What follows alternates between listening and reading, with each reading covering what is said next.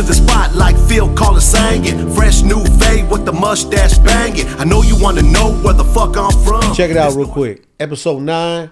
Got the homeboy Bo right here from SAC. This your camera right here. You can look right in and talk to them and shit. So what's your take on this rap thing? Like, what you come in? Where did you come in at? Okay. First, I just want to say thank you. I appreciate having me today. It's very highly appreciated, bro. Thanks for coming. Yeah, yes, sir. What was the question? As far as the the homeboy rap thing out here, like where'd you come in at? Like, share some experiences. A lot of that stuff was like lost and buried before this new social media and stuff. Well, we came in a while back ago, man. I know you had Mad Dog on here, and he was touching on it a little bit. We actually started. Well, Mad Dog did before me, but I probably started like a little before Northern Exposure 5. What year did that album come out? I think in like maybe 05 or something. Okay. So I probably started in 03 because I started around the same time Northern Warriors was getting made. Okay. Yeah. All right. Yeah, and I started right there.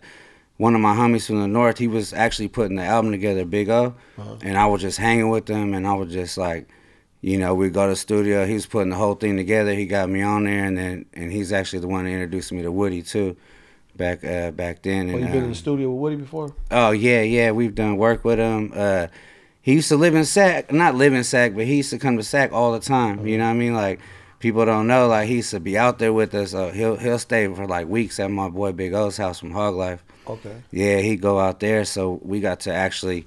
It wasn't just like, some rap stuff. We got to actually hang out with him, and we got to push with him. You know what I mean? We got to go places and do things and stuff. So we got to know him on a good level. That's tight. That's yeah, tight. That's a good sure. experience. Any other did you guys do a song together around that time? Not me personally. I did get on we did some songs for him on the Northern Exposure. Like, we got on 5 and 7.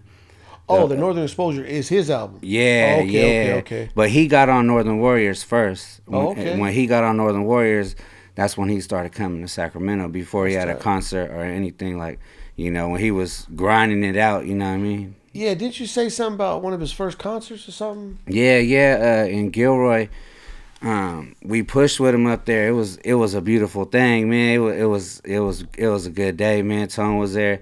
We rented out this whole almost floor at a hotel. It was a nice day. I mean, stuff got broken up later because we were just being too loud, but there wasn't no fights or nothing. But it was just everybody having a good time and partying, and they were trying to shut us down. Yeah. What year was that? Man, that was. I'm not sure. Maybe 04 or maybe somewhere around there. 03, 4, 5, something like that. I was living out there around 02, I think.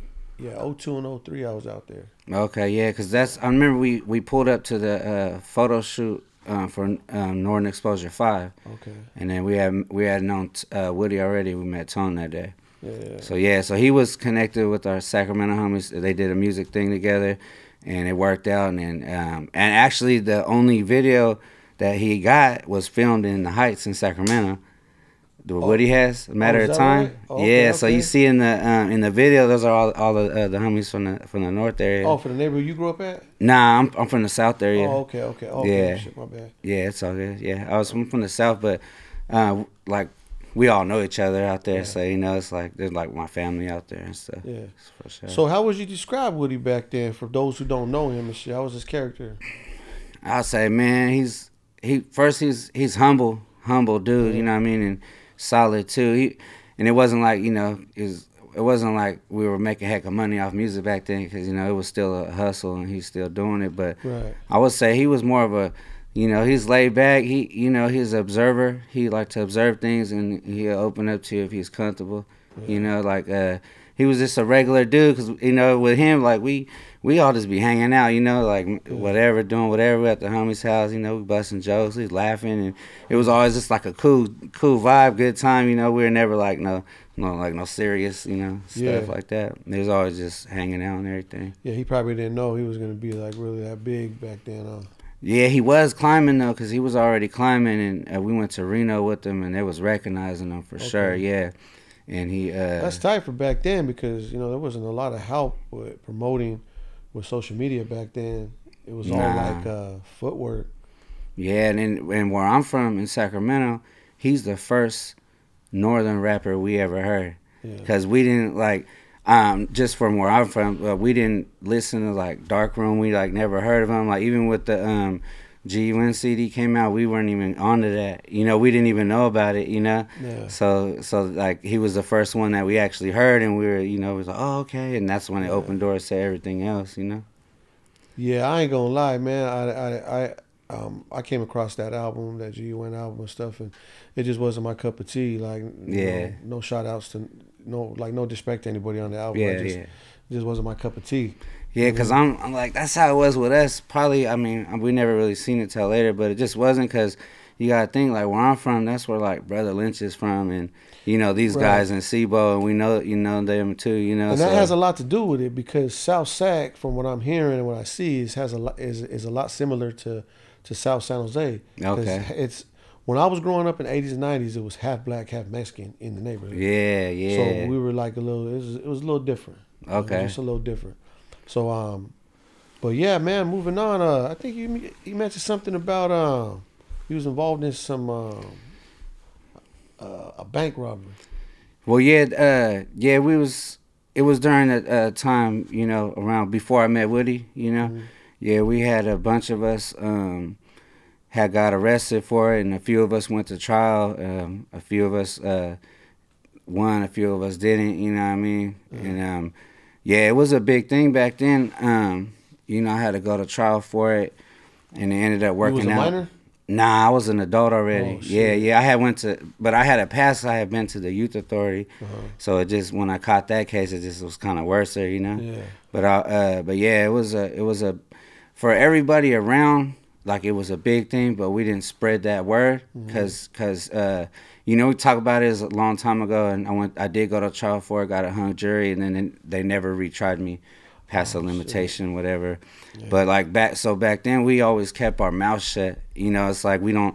That's why you never see like you're similar age, so it's like you never see us as like young kids with all our friends and pictures because we used to not take pictures. It was like a code, you know, kind of. It was. I remember like I was the last person to get on social media.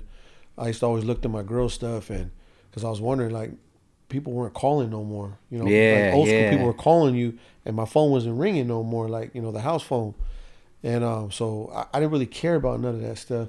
But I would always search on her stuff because she'd be like, "Look, so and so's here. Look, so and so's there." So I would start like, "Hey, well, where's so and so this weekend?" Yeah. So she started getting mad for me being on social media all the time, hogging it up. So I said, "Fuck this!" I had my son make me my own, and that's why I started social media. But I wasn't really into all that. I was really like low key, laying low until me too. Until, man, all this, you know, and then you find out, you know, that you're already profiled. So there's, you know, I caught a case recently, so I discussed this with my attorney, and I'm like, man, you think I should do this and do that? And he's all, it don't even matter. You know, your profile, right? Nothing's gonna change that. The only thing that you could do to change that is like build up a case that's going against it. Right. You know what I mean? Yeah. So that's what I started doing, you know what I mean? I started, okay, you know, if they got this about me, then I'm going to show them this about me, you know? Yeah. And he goes, but you're not, you know, it's like, you know, it's only when you say you are and all that stuff. You know how people go further with that. Right. You know, that's why I had arguments with a lot of people throughout the years with social media because they think that you got to come on social media and validate yourself to be a down homie. But me, I'm like two steps ahead of these gutter brains. I'm like, you don't know, you don't. It's time to just show your face. You could just show your face without doing the extra. You know, you're fucking yourself off like that. So, yeah. But I bumped heads with a lot of people when I first came to social media because of that, because they think that I'm posting with this is that I'm just some square or some shit. Right. I am a square. I am. I mean, I live like a square at home and all that stuff, but not that type of square that they think. Right. You know what I mean? Right. So that's what goes back to the whole like thing why like nobody really knows about it because the social media wasn't big like that, and then we were taught always never to, you know, run your mouth. You know what I mean? Keep quiet, man. You're going through some stuff. You don't want to start talking and someone, you know, something come back and bite you in the ass or something. So You know, so like with our situation, with that's where Jackin' for Life Records name came from. Because when I was sitting there, I had to sit down and fight that case. You know what I mean? So it was like 2 bank robberies and a carjacking were the charges. So it was like, you were sitting in county? Yeah, so it was serious, you know. So it was serious. Like, hell yeah. I even had people come to support me, and they shut the courtroom doors and locked it and checked everyone, you know what I mean? Like, get everyone's IDs and do all this, you know, all the extra stuff. And but yeah, but we always kept everything like on a low, because in reality, what like Jackin' for Life Records and everything that we've been through since the start and everything, I feel like it's like the same, like as big, if not bigger, as like Romper Room. You know what I mean? But nobody knows, because we were just, everyone was catching the cases and it was serious. You know what I mean? And we weren't talking. Was your like guys' case before it? After it was. It was after. Yeah. A lot of people, you know, certain people promote it. You know, some people don't. You know, but the way music is now, like, what do you think? Like, it's like, if the case is over, you know, I believe it's beneficial. You know what I'm saying? As long as you don't, you know, stipulate certain things and shit. You know what I mean? Yeah, I mean, that's what it takes, you know, like everything that's been already done is done. What's done is done, you know what I mean? And it's moved on. So you might as well benefit from it if you could. I mean, people want to know like the little background more of anybody, you know, because nobody really knows. Like me, it's my first time coming out doing a couple of these, and, you know, and people want to know stuff, and, you know, sometimes you just gotta let it go, you know. I think I see like a song coming on about that story, you know. Yeah. People want to hear that. They want to hear a real life, you know, story that, hey, man, it's like watching a movie. Yeah, and then how to go from there to the bottom and not knowing if you're going to ever go to home, and then to be able to get a chance, then that makes you switch and go into like, I got to grow up, you know. Oh, man, this is serious, you know, like this could be it, you know, if you get a chance. A lot of people get a second chance, and you just got to take advantage of it if you do, you know. So let's get to that. How old was you when you were sitting down fighting that case? But back then, I was probably like 26 or something. Yeah. Did you have any kids? Yeah, I did. Yeah. Oh, shit. And the thing, like, my daughter was there when they came to get me. And the feds hit me the first time that she was there, and then they came and got me. So it was kind of messed up, you know what I mean? So that's what, you know, seeing that, and then her have to see that, and then, you know, it just makes certain things click in your mind, like, you know, this ain't what it is. Cool. You know, it wasn't cool. It's not like, cool. Yeah, you are who you are in your heart, but it wasn't feeling. It wasn't sitting right on. Right. It wasn't. It didn't feel right. Not, you know, and go through something like that, and then have everybody. It brings everybody around you, like, you know, especially if you're the go-to, and then and now you're going through this. Even though I didn't do any of it and all that, but I still feel, you know, it's just the way it goes sometimes, you know. Yeah, man. So. Yeah, fuck how we feel. We're feeling for the kids. Yeah, yeah. That sucks. Like, I let them down. It's like kind of like holding them, and they're falling off a cliff, and you had to let go. Yeah. Type shit. You know what I mean? So, yeah, it's pretty I know that up. feeling, man. I know that fucking feeling. It's different. Like when I went to the youth authority, I was a kid, and, you know, so I didn't pay no rent, and I didn't own anything. You know. What year was that? That was in 1995. 1995. See, I got out from YA Alternative in 95. Okay. I did 3 years in that motherfucker. But, yeah. So me how too. was that? I did three. It was a learning experience, you know. It was a little rough ride, you know, for anybody that went in there. Not just me or whoever, but for anybody, you know. It's good in a way, because you will get tested, and it will let you know where you stand as a man. Yeah. You know what I'm saying? Like, as far as what you can do and what you're capable of. Yeah, it's a lot different, man. Like those places where you know, you get your ass tested. Like, there's a test straight up. And they're gonna test you, and the baddest guy from wherever, it don't matter where you from, you will get tested. And even if you prove the test, you'll be tested again, probably. You know, so it's like you gotta just keep up with it. You know? You'll get there wondering why you're getting told to run all the one-on-ones, is because they already did all that. Yeah. So that's your turn, fool. Like, you know what I mean? Let me organize this one for you. Yeah, and what's funny is I learned how to shave in there, right? So there was somebody from out right here from this area. I don't know what happened to him, but he was from the east side right here. But he was older than me, because, you know, you can be young and old at the same time. 25. Yeah, and I had just went from Preston to Carl Holton. And then he had just went from somewhere there, but he's like second term or whatever. And I was like, hey, I seen him shaving. I was like, hey, and, you know, I say he taught me how, but it was just like this, like, hey, how you shave, fool? He's just like, hey, just get some hot, make the water hot, rub some soap on there, shave it. You ain't got no soap, get the thing in the hot water, just shave it. I said, which way? He's like, anyway. And then that was it. And I was like, okay. And then I just, you know, I shaved, and that's why I feel like I kind of grew up in there. That's, you know? that's a trip, man. You know, we did, man, like, that's funny you say that, because I learned how to do that in the boys' ranch. I remember this counselor, Mr. I don't know what his first name is, but it was Mr. Reese, right? He was a Mexican counselor. He would crease his 501s and dress like a cowboy with a cowboy hat and everything. And he told me one day, he was like, hey, here's a shaver. He was, go shave. I'm going to shave what? I never shaved before in my life. I didn't have nothing. But when you shave, you'll be like, oh, shit. Like, something was there, you know what I mean? It's all fucking, what is it, green or purple and shit, you know, after you shave. Like, god dang. Yeah, that's a trip. That's a funny story. So you did 3 years in there, huh? Yeah, You know anybody else that like names that stick out? You know what I mean? That you was in there with? Yeah, I was in there with a lot of, you know, people that are kind of like legends now, you know. But I don't really want to say their names because I don't know what they got going on, right, you know. But yeah, I was in there with the ones, and you know, it was like I don't know, it wasn't that bad, but like.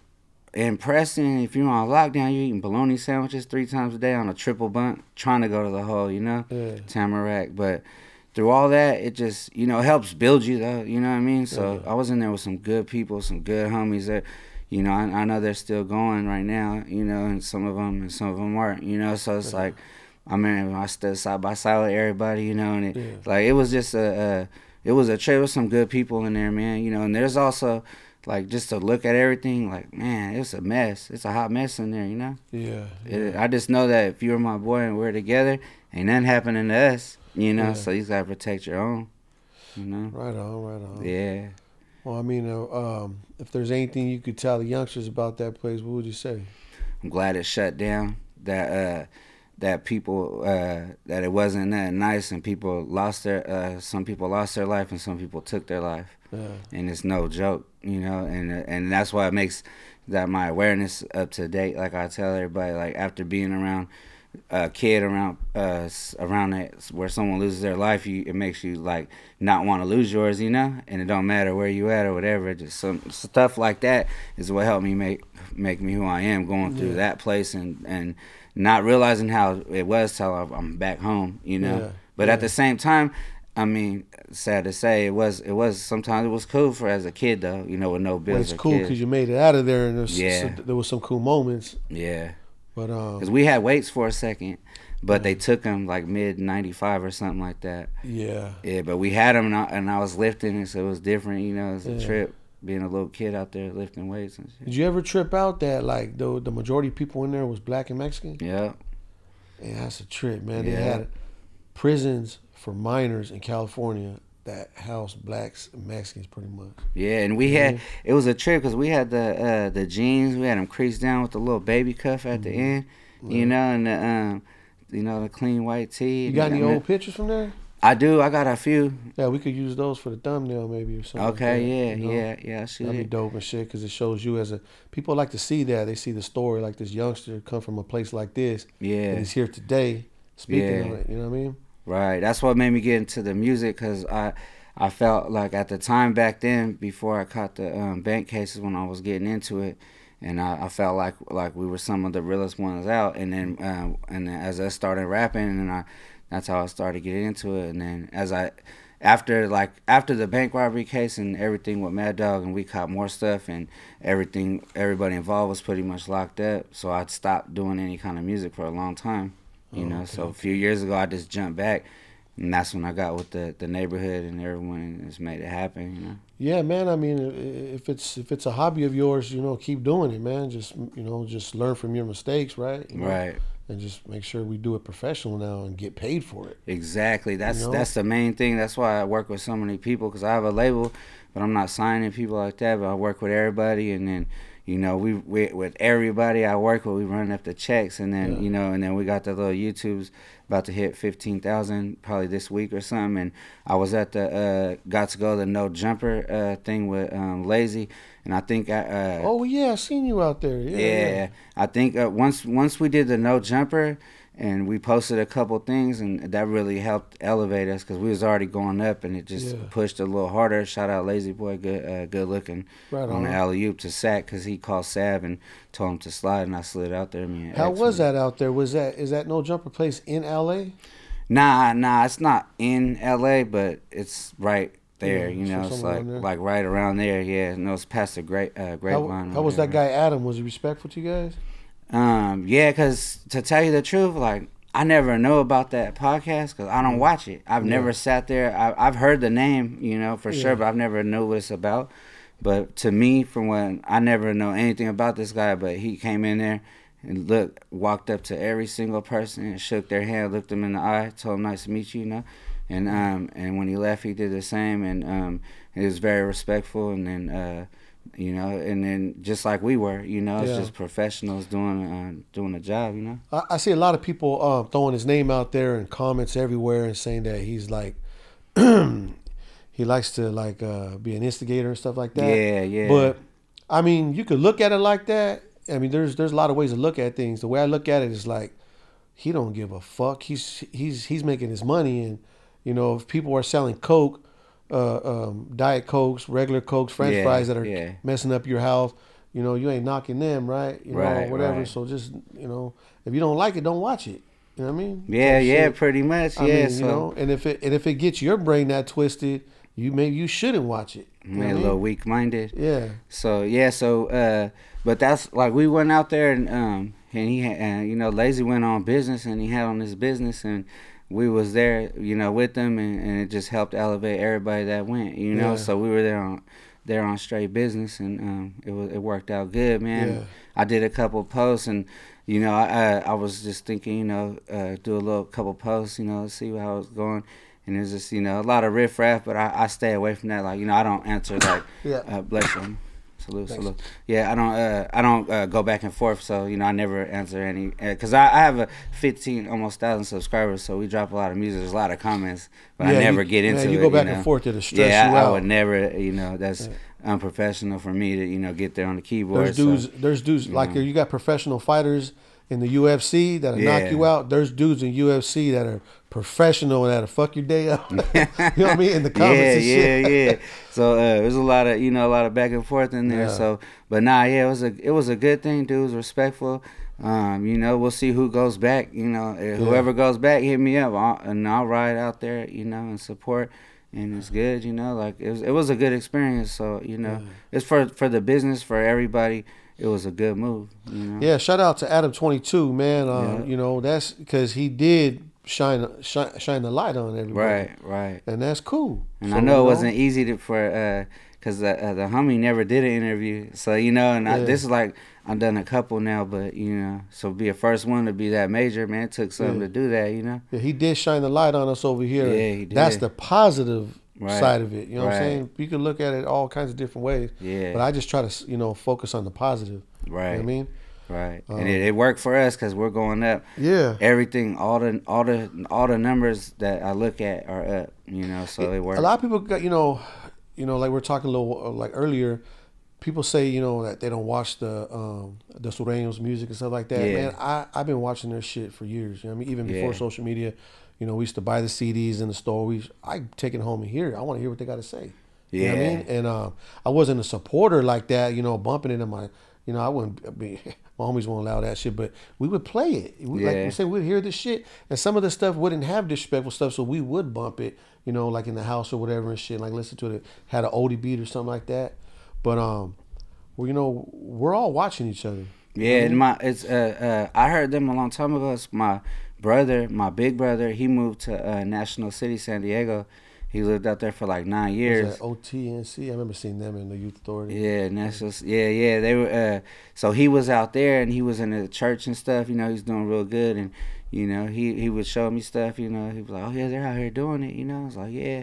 You know, shout out my brother. He's a good dude. You know, but yeah, so I go out there a lot to like National City, San Diego and stuff. Yeah. Yeah, man. I just so what do you think about the music thing, man? You think it's ever gonna like calm down with all the drama with it and stuff like that? Not on a business on a business way you look at it. No. Yeah, it's not always, if it's always paying. gonna be drama, huh? Yeah, if drama pays, and that's what is going. That's what I'm saying. Just leave it like that, man. Just like you already know. Like, I see people like these YouTubers, some people that shouldn't even be speaking, going there putting their 2 cents in it, and just like you're being the instigator if anything. You know what I mean? It's tough all the way around, and it's all new to everybody. So we just gotta just navigate through it, how we do it professionally. Yeah, yeah, straight up. So it's just why we just extra, on how we do everything. Yeah, but hey, back to your case where you're sitting down in the county. How'd you get out of that? Well, the case was so weak that I could have bailed. Okay, so I could have bailed out, right? I had a little bit tucked, and I could have bailed out. What was your bail? My bail's probably like $250,000, and damn. At that time it's probably it's a little different than now. Cause I know $250,000? I guess that's not that. Well, back then I guess. Back then it was more, but then now it's not nothing because now you can get out with anything, Yeah. But back then it's a little harder. But the case was so weak that I was trying to go to preliminary as fast as I could because I felt like any judge that would hear that was like, no way you're gonna get a conviction, like you have nothing. Right. But what they had was they had a lot of speculation throughout the years on a lot of things. So I think that they thought they had a little something, so they were trying to press because they were trying to get anything. Because it was bad to the point where something happens and they're outside my house and don't got nothing to do with me, and they're on us like tough a lot, so something like that. But yeah, so I was in the county and I was just sitting there, and Sac County, it's a little, it's not somewhere you're just gonna go and just relax and think about your case and like try to it's so much going on that it's hard to focus on what you all that stuff, but try to get all the legal stuff you can. I was trying to get done, trying to push it, so I'm going to I'm in there going through that, and then I'm trying to get the prelim, so I finally make it to prelim, and we go through it, and then at the end of prelim, and just like I thought, the judge was telling the DA like, man, you have nothing at all, like what are you doing here? Why are we doing this? It's a waste of time, blah blah blah. And then my lawyer was fighting because I had a paid lawyer at the time. And he was fighting, and he was like, "This is an outrage," and this and that. The judge said that. Yeah, and the judge said that, and then he still gave the DA was like their top. They switched me DAs so much because after that too, but he was like their best one or whatever. He was just like, "Nope, I'm pursuing. I get a conviction. And then so that day they were like, "All right, well, we're gonna set a date for trial." And then I went back.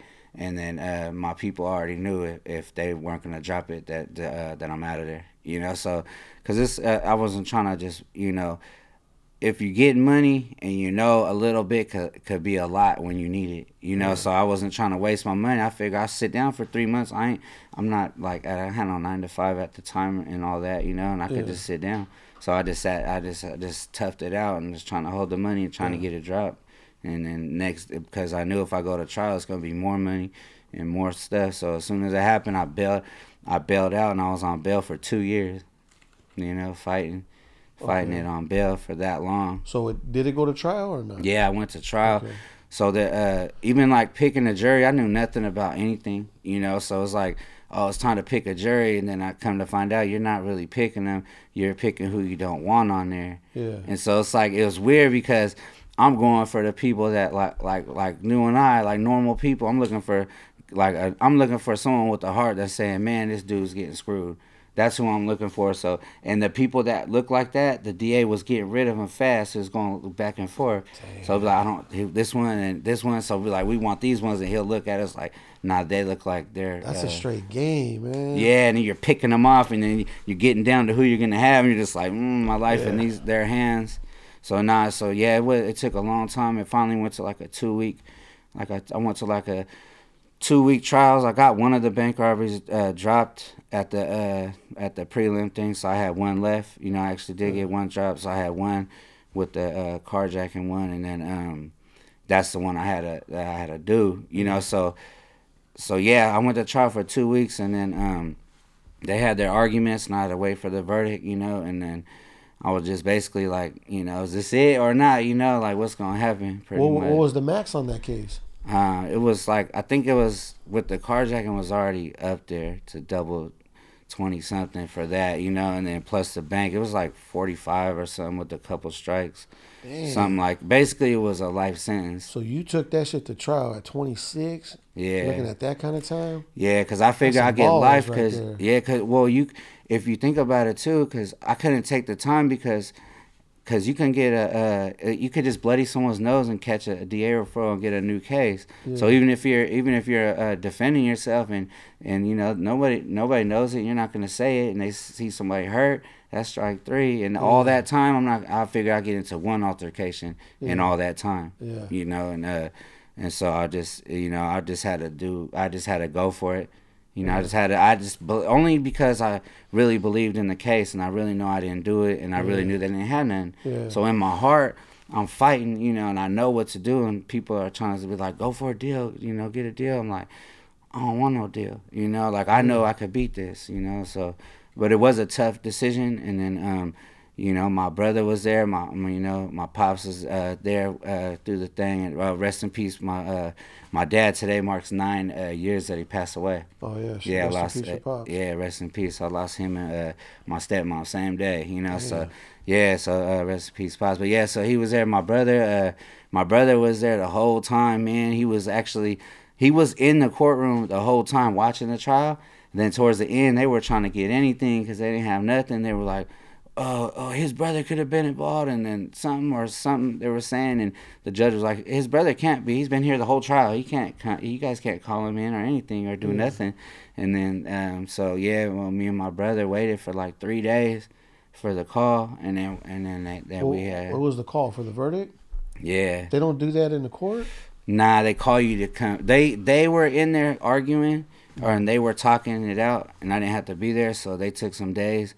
And then when they finally came all to an agreement, and that's when they called me, my lawyer, like, hey, they got it, they ready for us. And so then me and my brother just, you know, we just took that deep breath and just pushed out, you know what I mean, and just went up there because, you know, it's just an unfortunate situation, you know. But I'm like, you know, I'm not into like, you know, I don't tell and stuff, you know, and I don't do none of that. So I just had to just stick, you know, it comes with it at the time, you know, at the time how I was living comes with it. So, but yeah, and then they got up and they, you know, it's a big thing. I never really watched it, but being a part of it, I know exactly how it goes, you know. But they read it like Madam Forefront, all this stuff, like oh damn, and yeah. So I ended up having a hung jury. I had 8. Well, it was like 10-2 or something. 10 say innocent, 2 say guilty. Yeah. And then he said, go deliberate. So they went back, deliberated, came back, and then went to 8 innocent, 4 guilty. And he was like, go deliberate again. They came back, it was 6 and 6. So I was like, what the hell? And then they ended it right there, you know. So that's it. And it's hung jury. Jury's hung, and they could retry me. I think it's up to like 10 years or something that they can retry me. Oh, well, obviously they never did. Right? Nah, and they didn't. Yeah, that's why if it was still in limbo, I wouldn't even say nothing. You know, we would have skipped a dance around it. But it's been that time, a long time, yeah. Man, shit, you got lucky. You dodged a bullet right there, because I seen people go down for, like I did. Like I did 3 years and it wasn't me. Yeah, see, true story. I could speak on it over and over again. Like, I didn't do shit. You know what I mean? And but it's just, you know, they were like, I remember my mom was telling the public defender, juvenile hall, were like, hey man, like I know who did it, and he's willing to come and, you know, come forward. And like my public defender told my mom straight up, like, it's not even worth it. Like, you know, this guy already has a record and shit, and if you bring that other person in, whoever it is, it's just gonna take both of them. Yeah. You know what I mean? Yeah. So it's like, it's kind of fucked up, man, the way the system is. And shit, yeah, because they even know, man, they knew I didn't do it. Like, you know, like, and you still press me about it, you know? So that's what they're like, you know, that's like, you know, that's some bold stuff right there, you know? Yeah. That's not even... especially trying to get somebody to roll over on somebody, like, they don't give a fuck about your life or nothing. Yeah, because with me, they never asked for nothing like that, but they would visit. Like I had people in the county and from where I'm from, and they would like pull them out, you know, and they'd be like, hey, you know, trying to work. They try to work them like that, like say like, oh, because you don't know, you know, like whatever. They just try to be like, my boy told me, hey man, these fools came in here asking about you. He's like, I didn't say shit. Oh, fool. they try to, like try to make him cooperate to get me. Right, or something. right. Is he like talking about his case in there and stuff like that? And, See, that's not a good point. And then plus like it's weird, not weird, but I've never been involved in any kind of case, or any of my close friends we've never been told on. Yeah. So like all the people that went down for this, we had 2 went down, got 45 years, and they didn't tell nobody. You know what I'm saying? Another one went down for one got like 14, and he for the didn't, same case. Different ones, but the same type of thing. Shit. You know, and then the other guy he got like 14, 15. He took it. It didn't say, and nobody said nothing about nothing. You know, so. That's one thing I know how to pick out my like people I'll be around, right, you know. Right. Yeah. So but I mean it's a lot, you know. It's not easy. It's fortunate right there. Yeah, for sure. But this music like helped me build up a lot of stuff now, you know, and like now we could put people on. I'm like in position to put people on now, you know. Do you got your music monetized right now? Yeah, I got everything. Under what label? Jacking for Life Records. Oh, you guys are dropping through your own thing? Yeah, we're dropping right now. Well, right now I'm working with Shimo on X Out, the young homie I brought over here. Yeah. We're dropping me, him, and Shimo teamed up, and we've been dropping his, and I'm still dropping mines on the regular platform, the Jacking for Life Records, YouTube and everything. So yeah, we got our little distribution going, and like I said, we running up checks, and it's going. And our stuff. Who's doing the distribution? Good. I'm working with Shimo like through Empire that way, and then with him, and plus I'm doing just the regular Distro Kid or whatever. Yeah, that's what I did, man. I me and my manager, man, we opened up my own little digital distribution, so I have my own company. You know what I mean? Yeah. So I could sign people to myself. I haven't been trying to push that, but I can sign people and drop on my stuff and promote them on my platform. Just like Goto's does the same thing. Yeah, like kind of Shimo too, yeah. Oh, yeah, well, he does that too now? Yeah. Okay. The same thing. You know what I'm saying? The same exact shit. You know, you just use your platform, you get him some, you know, some exposure and shit like that, and, you know, hook them up with the right people, and, you know, just networking, you know? Yeah, and everyone's watching right now since all these last moves we've been making. Yeah. So we're doing the Northern Warriors anthem video this Sunday. It's gonna go crazy. That was recorded so long ago, you know. And then Mad Dog's dropping all his old albums, all the stuff. Who's on that song? That's Mad Dog. He sings that. That Northern Warriors. It's all him solo. Oh, it's all him by himself. Mm-hmm. Oh shit. Okay. Yeah, and we're gonna do like a B-roll video, but we got a bunch of people from the city coming out because right now in Sacramento we're doing really good with everybody in the music, and everybody's like teaming up, and you know there's not no like hate and bickering or nothing. It's just like good. Everybody just like, hey, let's do that. Everybody's supporting everybody, and it's a beautiful thing, man. You know, that's good, for man. Sure. Yeah, that's tight, man. Yeah. It's like when you get caught up in that shit, it's kind of like it's a bad thing, and you know, and it's noticeable. Yeah, you don't want no.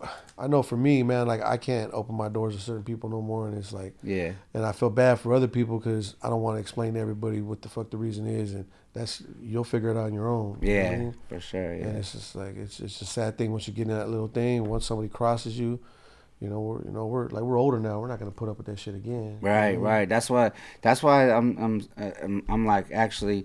You know, it's a good thing that it's happening because, you know, we're dealing with a lot of different people, a lot of different egos, but at the end of the day, we got the same goal, and it's recognized and understood.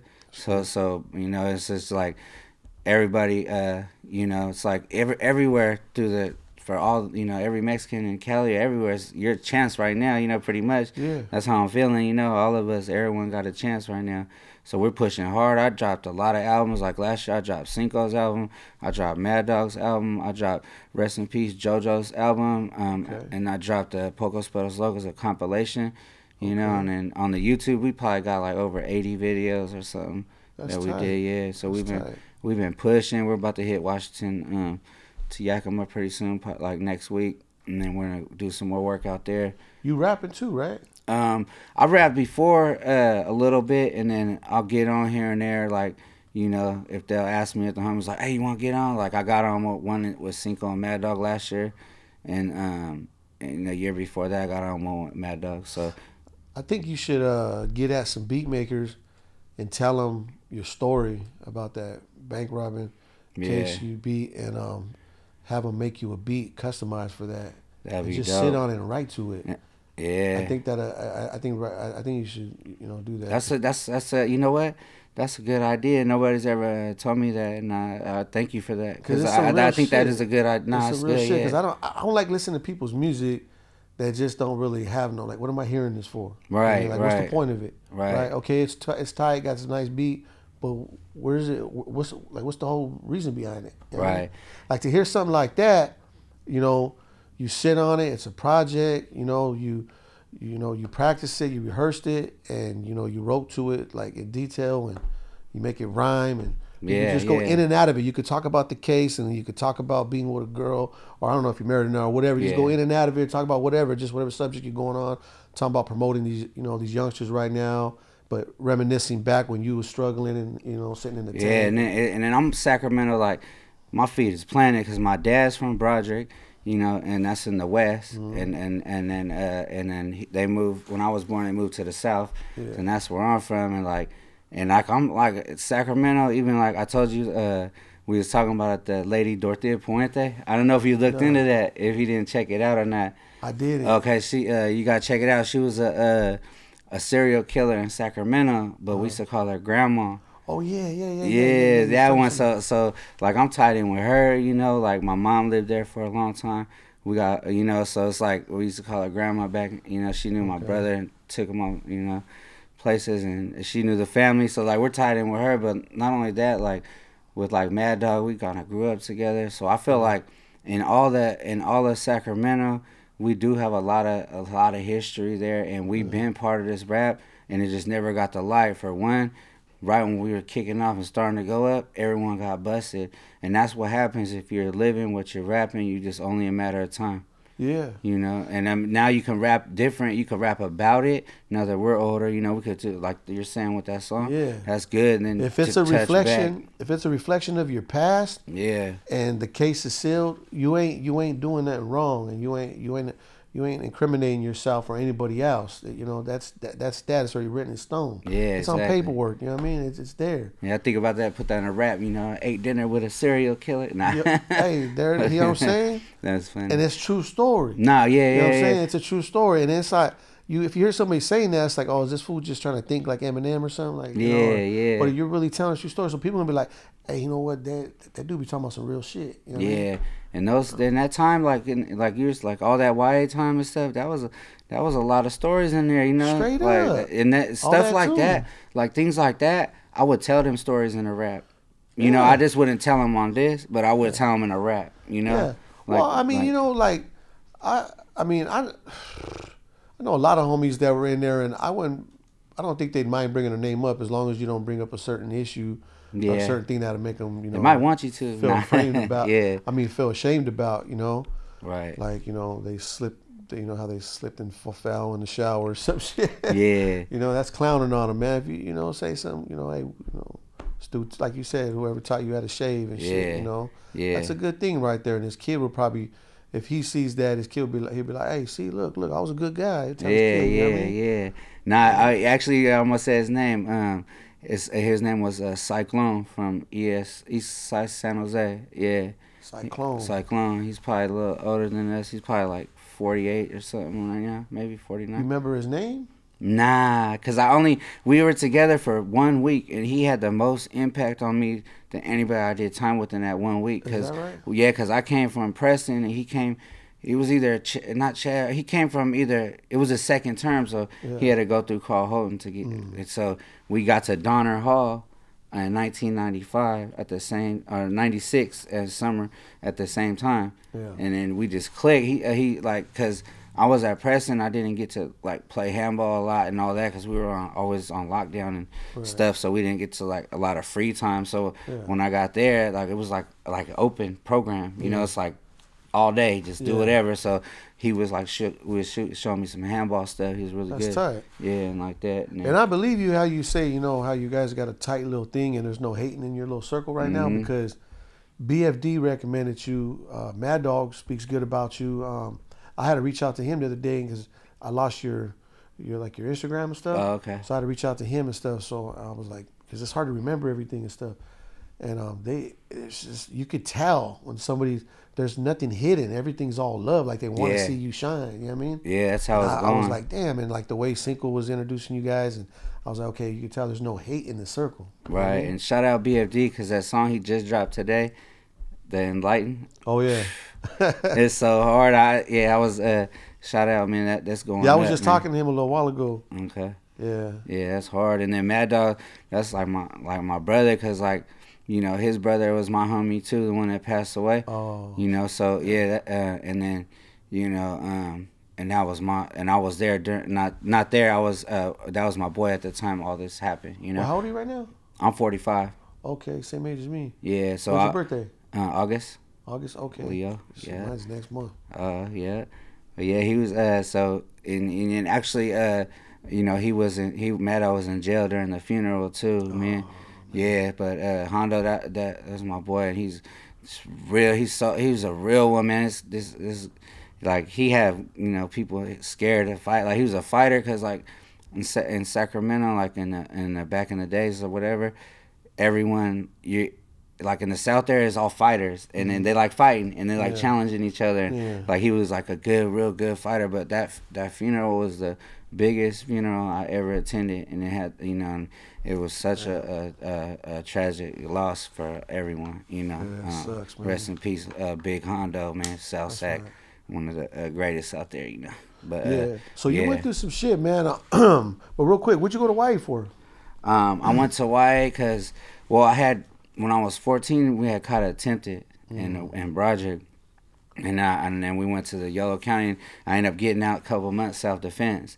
And then after that, I started building up, like, little, I was getting into, like, stealing, and I stole a car, went to the Boys Ranch or whatever. Then I went to, then I had got a gun case, and I went back to juvenile hall. And then when I was in juvenile hall, I was supposed to go back to the Boys Ranch. Then I caught a assault and battery case, and then they remit or whatever. They came read me my rights and charged me. Would they try to give you like 7 for GBI, that or something? Yeah, something with great bodily injury. Yeah. And then, because even in the juvenile hall, it's, that's what I'm fighting right now. Yeah, see, it's that but case. It's 245. Oh, okay, yeah. Yeah. See, that's it, and that. So, because I had been to the Boys Ranch before, I was probably gonna go back for the gun charges and stuff, but with that assault is what gave me my ticket, you know. So, but it's like, Sacramento is a lot of people there. So like, even because I'm very respectful with everybody, I never been a bully. Like, I always show love and I always you know, reach out, and then so, you know, but put me in an environment, you know, where I gotta protect myself, and I'm gonna protect myself, you know. So it's always rowdy everywhere. If you're going to juvenile hall, if you're going to county or the Boys Ranch, there's stuff going on, you know, all the time. So it's just nothing intentional. Stuff just happens, you know. I hear you. For sure. But man, since you made it through like, it seems you know, you've been through a lot of shit, man. What are you doing now for work?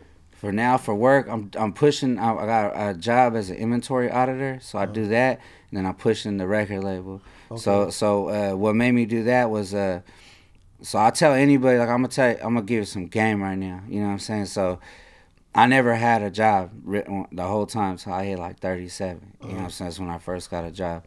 But if I would have known, the best thing for anybody to do, because it's like, when you're young, you're like, I ain't get no job, The best thing for anybody to do is sacrifice a couple years of your life, get you a job, get that credit right, and after 2 years you could buy a house. That's what I did, you know, and I bought my house, and I got some land, some little acreage, and that's what I'm talking all about. That, you know what I mean? So if you can just sacrifice, even if you're a hustler and, you know, you selling clothes or whatever you're doing, and it's working, it's paying the bills, but it just with that job will be extra added. Just organize the credit. Yeah, organize the credit, and then after 2 years, you just need 2 W-2s, and your credit will be right, and you could get some. But what I would say, like, what made me, Because right now I'm on my way out, like, pretty much, because, you know, we the way the business has been going for all the platforms and all the distribution, everything's going real good for us right now, you know? So I just want to work on that as a goal and building, but at the same time have my job. And then if it lines up the way that we're planning and it's been going, then I could do it full time, you know? So that's where I was at, because I started back a few years ago, and Big Tone actually kind of motivated me, because he's like, you know, posting stuff, he's like, man, if you ain't chasing your dream after work, what you doing? And that's when I started thinking about it, and I was like, you know what, after everything I've been through, after all this trials and tribulations, and for all the stuff I've been through, and still be here and still be good to go, that I felt like I'd be slapping myself in the face for everything I've ever done if I didn't put it towards making a check. That's dope. You know, so that's what I was like, nah, I'm getting up, I'm gonna make this happen. And that's when we did. I got with everyone I needed to talk to, like, I'm gonna start the label back up. And that's why I started with Young Sav and JoJo and Dren and all the younger homies that are from where I'm in my area, because I want to put on, you know, where I'm from first. I got at them, got with all my whoever I needed to talk to, and we just kicked it off. You know what I mean? And now, after all the hard work and all the, you know, like, we went from not getting no views to 300 views in a month to, you know, to, like, we dropped one, it got like 10,000 in 3 days. You know, we just dropped it. So yeah, Instagram's a trip, man. When I first started it, like, I remember just a blog when Toys R Us closed. I took my daughter there and did like a little blog right there, and it got like 80 something thousand views. Just a blog on Instagram. That's crazy. But my blogs were always getting over 30 and 40, you know, views and shit. But now it's just like, I don't know. I think the political thing when Trump came in and stuff like that, and I was saying there was a couple, you know, things about my opinion about it. Yeah. So that like slowed my algorithm down, and then it goes up and it goes down. And so you gotta be careful what you're saying, because they'll throw you somewhere this way. You know, Instagram just, you guys just stick to the pattern. And that's why the music's going to be the way it is for a while right now, for at least the next 2-3 years, because even people that could make really good music and really dope songs, if they're making them and doing it, they go up. But if they're doing it, if they're doing songs that people want to hear right now in this time, those songs are going. Yeah. You know, those songs are paying. Yeah. And you're not only you're gonna get paid from YouTube too, and from all the streams, you know. So we're monetized, so we know how to work it, you know what I mean? So we get the YouTube check, and I always say we, because everything I do, I split with my partners. Right. So even with that YouTube thing, I get I'll dish it out too, like, oh, this you, or whatever, because we're together, you know what I'm saying? Like, when we're not only together, we're like family, and we're like, even, you know, and we're all from the same, you know. So it's just like, we're like over there in SAC, it's more like coming together like that, you know, like more family type stuff going on. So what, besides SAC and stuff, what, as far as San Jose goes and stuff, what rappers you remember hearing back in the day?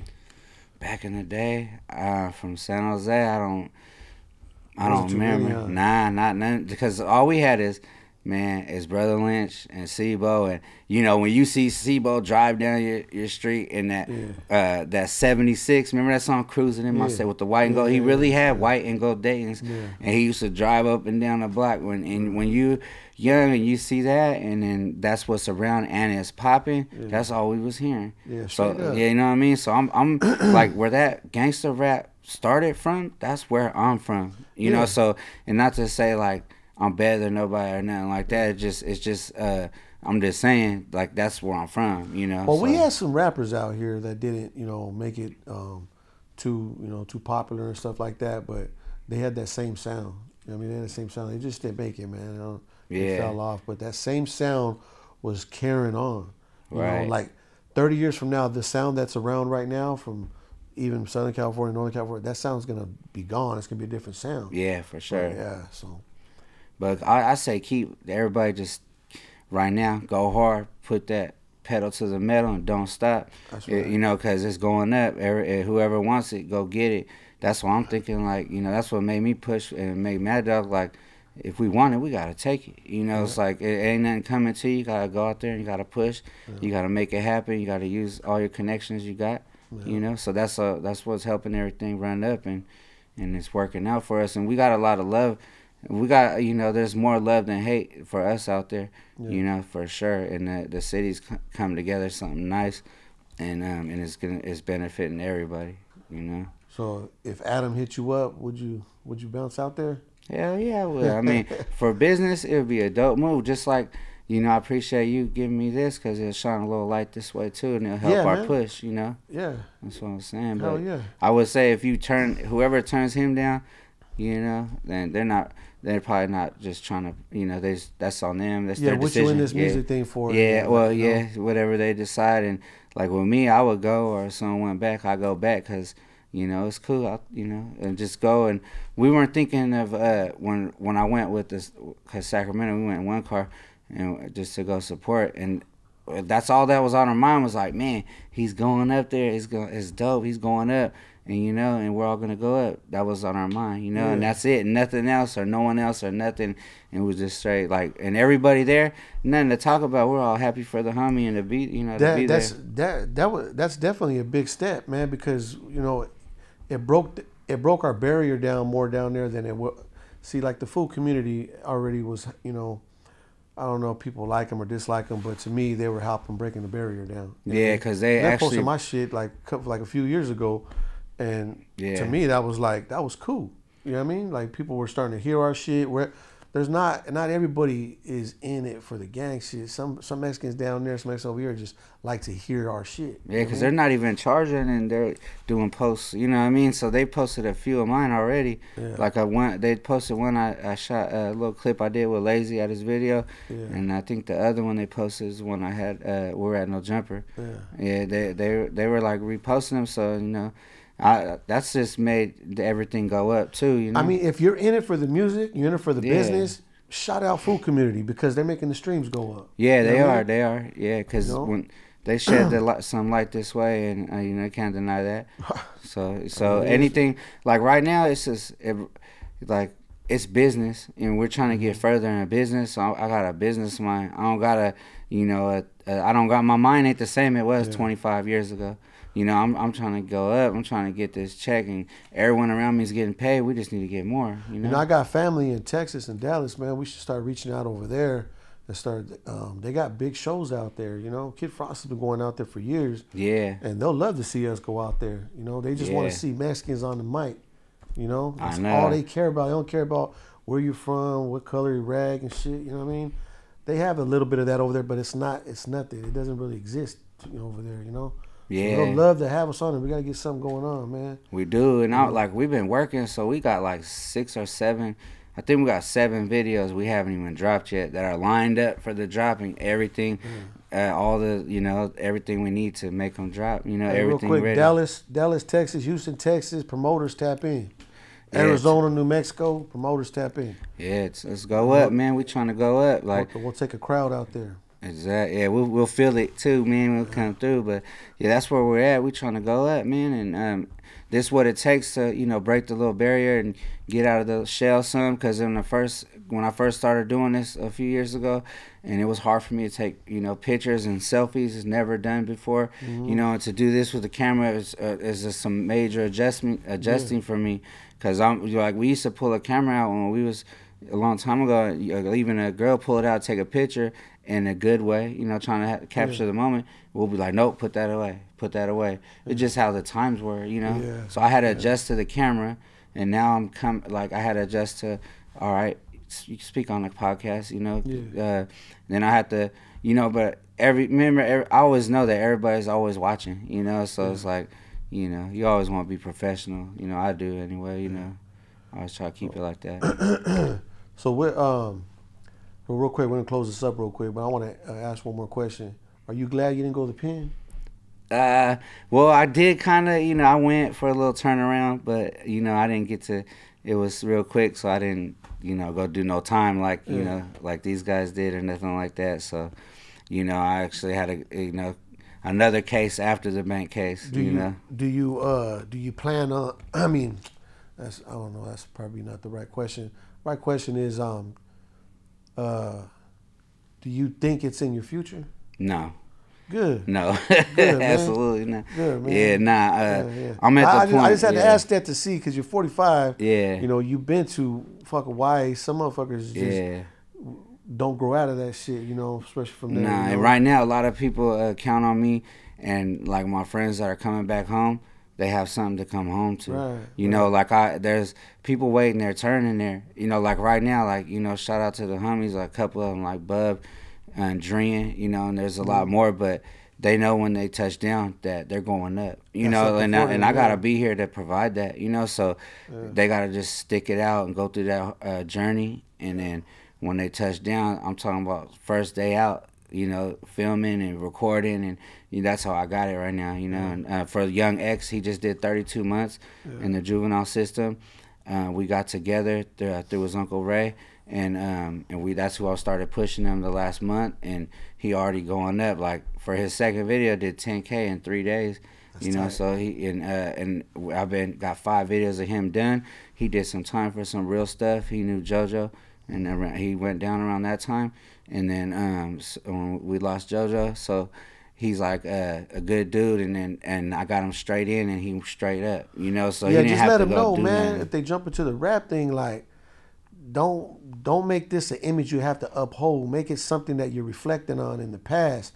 You know what I mean? So you could benefit off it. You know what I mean? Like all these real rappers that really came out of the gutter and really came up and that are rich now. You know what I mean? And that's his mindset. He's a good youngster. He's just he's 20 years old. You know, he did 32 months, and he did time before that. So, you know, he's really talented. He sings. He does a lot, and that's why I got with Shimo with him to make it even bigger for his drops. Because, you know, Shimo's good at blowing people up, and he knows what avenues to take, and he's a good businessman. And we know him personally. I know him personally. And so, you know, he helped us out. And then, but yeah, like something like that. Like he's already running the streams up. He's already getting paid for verses. That's and tight. He been home 2 months. That's tight. That's tight. You know, so he got something. did that, man. Yeah. So yeah, you should consider the nonprofit thing too that people are talking about right now. Yeah, I was looking into that. Because if you're opening up things for kids that fresh out of jail, juvenile hall, all that stuff, that's actually like you're doing the community a solid. Yeah. So that's what a 501c is. It's a nonprofit organization, and the government pays you for that because you're doing the community. And actually, the parole or the probation, whatever he got, and they're not on him. Like I pay taxes on this stuff. You know what I'm saying? Like I pay taxes and stuff. So you know, like he's like, man, I'm doing music. I'm really doing music, and he's doing his mandatory requirements. You know, that he has to do for sure. And he's like, I'm doing music, so they're not on him. You know, as tough as if he wasn't doing nothing. And they even see the progress like right away. Like he's recognized everywhere we go already. He hasn't even been out 3 months. That's right. But I think it's his singing though, probably too. Yeah. All right, Bo, we got to get out of here, man. That was a good episode, man. Thank you for coming out here. Appreciate you, man. All right. Sorry, brother. Yeah.